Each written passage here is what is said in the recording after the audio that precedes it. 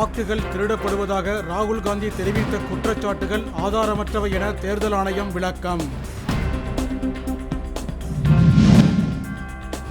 பீகார் வாக்காளர் பட்டியல் விவகாரத்தால் எதிர்க்கட்சிகள் தொடர் அமளி. நாடாளுமன்ற இரு அவைகளும் வரும் திங்கட்கிழமை வரை ஒத்திவைப்பு. பாமக தலைவர் அன்புமணி ராமதாஸின் 2ஆம் கட்ட தமிழக மக்கள் உரிமை மீட்பு பயணம் வரும் 7ஆம் தேதி வந்தவாசியில் தொடக்கம். குடியரசு துணைத் தலைவர் தேர்தல் செப்டம்பர் 9ஆம் தேதி நடைபெறும் என தேர்தல் ஆணையம் அறிவிப்பு.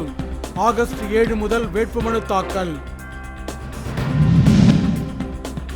தமிழகத்தின் முன்னணி கல்வியாளரான முன்னாள் துணைவேந்தர் வசந்தி தேவி உடல்நலக்குறைவால் காலமானார்.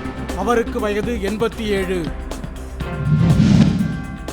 பாலியல் வன்கொடுமை வழக்கில் தேவகவுடா பேரன் பிரஜ்வால் ரேவண்ணா குற்றவாளி என நீதிமன்றம் தீர்ப்பு. தண்டனை விவரம் நாளை அறிவிப்பு. அரசு திட்டங்களில் அரசியல் தலைவர்களின் பெயர் இடம்பெறக்கூடாது. உங்களுடன் ஸ்டாலின் திட்டம் தொடர்பான வழக்கில் உயர்நீதிமன்றம் அதிரடி.